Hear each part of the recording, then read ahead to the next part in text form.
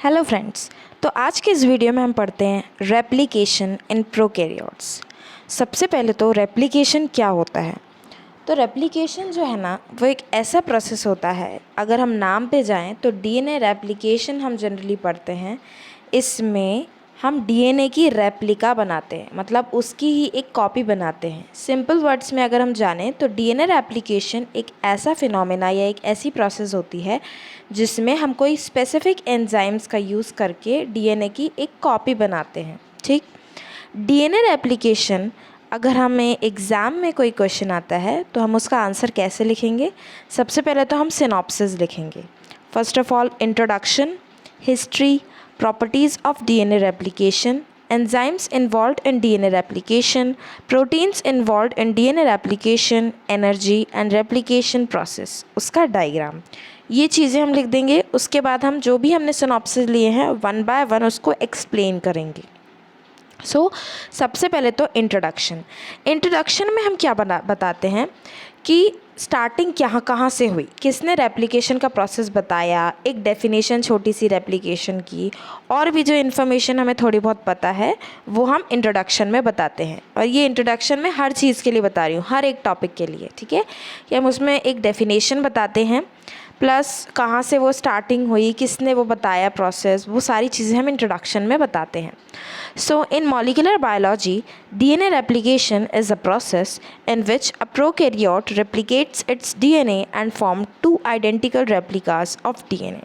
Molecular biology में DNA replication क्या होता है, ये एक ऐसी प्रोसेस होती है जिसमें कोई भी एक प्रोकैरियोट जो होता है वो अपना डीएनए रेप्लिकेट करता है और दो आइडेंटिकल रेप्लिकास बनते हैं डीएनए के।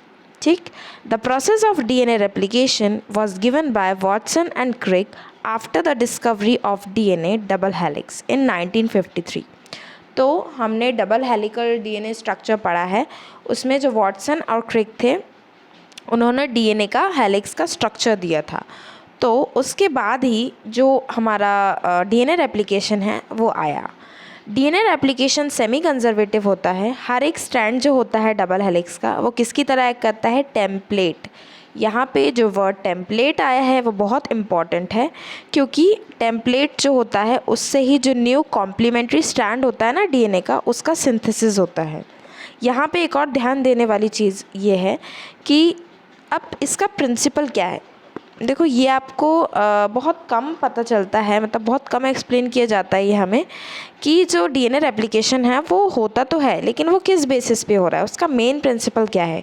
तो main principle behind DNA replication ये होता है कि डीएनए रेप्लिकेशन जो होता है ये कॉम्प्लीमेंट्री बेस पेयरिंग रूल को फॉलो करता है। कॉम्प्लीमेंट्री बेस पेयरिंग मतलब कि जो बेसेस होते हैं ना वो एक दूसरे के कॉम्प्लीमेंट्री जात के और अटैच होते हैं। जैसे एडिनाइन है तो एडिनाइन हमको पता है थाइमीन के साथ में अटैच होता है, साइटोसिन किसके साथ में अटैच होता है, ग्वानिन के साथ में। तो इस तरीके से ये क्या होती है, complementary base pairing. DNA replication always start begins at a unique and fix point, जिसे बोलते हैं ओरिजिन ऑफ रेप्लिकेशन। हिस्ट्री 1953 में वॉटसन एंड क्रिक ने डीएनए रेप्लिकेशन प्रपोज किया था कि डीएनए रेप्लिकेशन सेमी कंजर्वेटिव होता है। दो parental strand separate and each strand act as a template for the synthesis of new complementary strand. After completion of DNA replication, each DNA had one parental strand and one newly synthesized strand. इसको हम अभी आगे diagram से थोड़ा सा और explain करेंगे। अब enzymes involve in DNA replication. DNA replication process में कौन कौन से ऐसे एंजाइम्स होते हैं जो कि इन्वॉल्व होते हैं।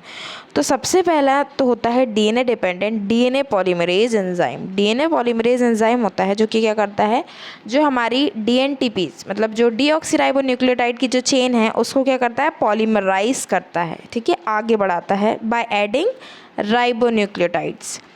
हेलिकेज जो होता है वो क्या करता है, अनवाइंड करता है डीएनए स्ट्रैंड को ताकि रेप्लिकेशन फॉर्क बन सके।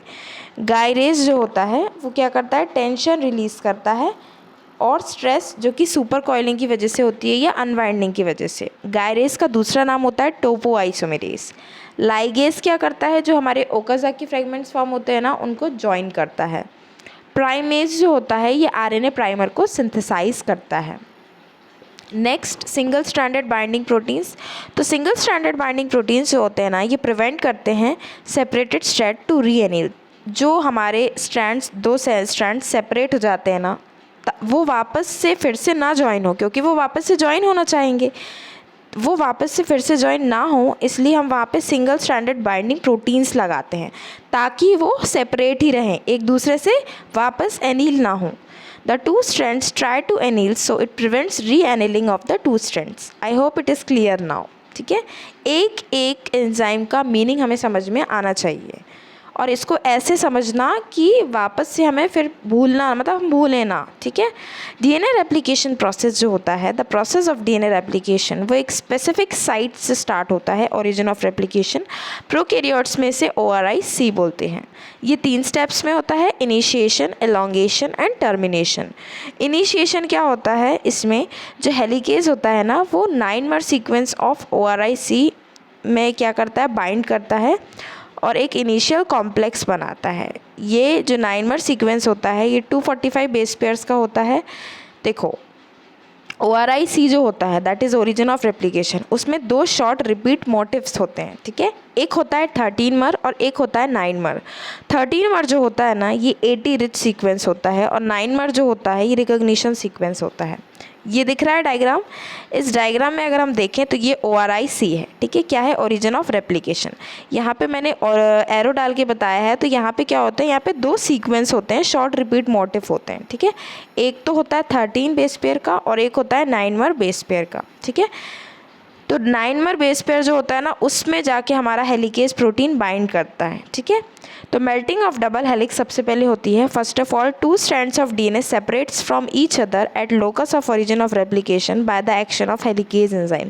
2 strands क्या होते हैं, सेपरेट होते हैं जब उन पे हेलिकेज एंजाइम बाइंड करता है। The separated strands tends to rewind, therefore these are stabilized by, मैंने बताया था, सिंगल स्ट्रैंडेड बाइंडिंग प्रोटीन से स्टेबलाइज होते हैं। Unwinding of double stranded DNA forms a Y-shaped configuration in the DNA duplex which is called as replication fork. ये हमारा एक structure बनता है, इसे बोलते हैं रेप्लिकेशन फॉर्क। ठीक है, ये आपको डायग्राम दिख रहा होगा। इसमें एक लीडिंग स्ट्रैंड होता है, एक लैगिंग स्ट्रैंड होता है, टेम्पलेट स्ट्रैंड होता है। लैगिंग स्ट्रैंड को डिसकंटिन्यूस बोलते हैं और लीडिंग को कंटिन्यूस बोलते हैं। उसके बाद में आता है elongation. To initiate the process of DNA synthesis, RNA polymerase enzyme, also known as primase, synthesizes 10 to 60 nucleotide long primer RNA. Free 3' OH of this RNA primer provides the initiation point for DNA polymerase for sequential addition of DNTPs. On the other hand, strand of this DNA replication takes place in the form of small segments at regular interval. This occurs in opposite direction of 3' to 5'. तो देखो, कभी भी synthesis होगा ना, तो वो 5' to 3' होगा, new strand. ठीक है, उसके बाद में hence the overall direction of the polymerization remains 5' to 3' direction. This type of replication, इसको discontinuous replication बोलते हैं। Small fragments of DNA present on RNA primase are called Okazaki fragments. Later on, primase are removed and blank spaces are filled by DNA synthesis. यहाँ पे DNA polymerase 1 enzyme use होगा। ठीक है, मैंने अपनी जो प्रीवियस वीडियोस डाली थी उसमें मैंने DNA पॉलीमरेज के बारे में भी बताया था कि DNA पॉलीमरेज कितने टाइप के होते हैं, कौन सा पॉलीमरेज किस यूज़ में आता है। तो अगर हम यहाँ पे देखें तो DNA पॉलीमरेज 1 जो होता है ना, ये सबसे पहला पॉलीमरेज था जिसको डिस्कवर किया था साइंटिस्ट आर्थर कॉर्नबर्ग ने। ठीक है, Okazaki fragments are joined by DNA ligase. The strand of DNA on which synthesis of new strands takes place continuously is called the leading strand. ठीक है, जिसमें continuously DNA का synthesis हो रहा है, new strand synthesize हो रहा है, उसे leading बोलते हैं, और दूसरा strand जो होता है उसे lagging बोलते हैं। ठीक है, ये देखो, ये है डायग्राम। इसमें हमने बनाया है 3' to 5' ऐसे स्ट्रैंड्स, प्राइमेज लगा हुआ है। ठीक है, ओकाजाकी फ्रेगमेंट्स हैं, DNA लाइगेज ज्वाइन कर रहा है DNTPs को, DNA पॉलीमरेज एंजाइम है यहाँ पे लगा हुआ है। ठीक है, लीडिंग स्ट्रैंड, लैगिंग स्ट्रैंड दिख रहा है, helicase single stranded binding proteins stabilise करता है ये। तो ये सब अगर हम ऐसे आंसर फॉर्म करें तो हमें पूरे मार्क्स मिलेंगे। ठीक है, और जो हमने ये डायग्राम बनाए हैं, अगर आपके पास टाइम है एग्ज़ाम में तो आप इसको भी एक्सप्लेन कर सकते हैं कि कौन सी चीज़ कहाँ से स्टार्ट हो रही है। मैंने स्टार्टिंग में एक्सप्लेन कर दिया था एंड मैंने बीच में डायग्राम दे दिया था।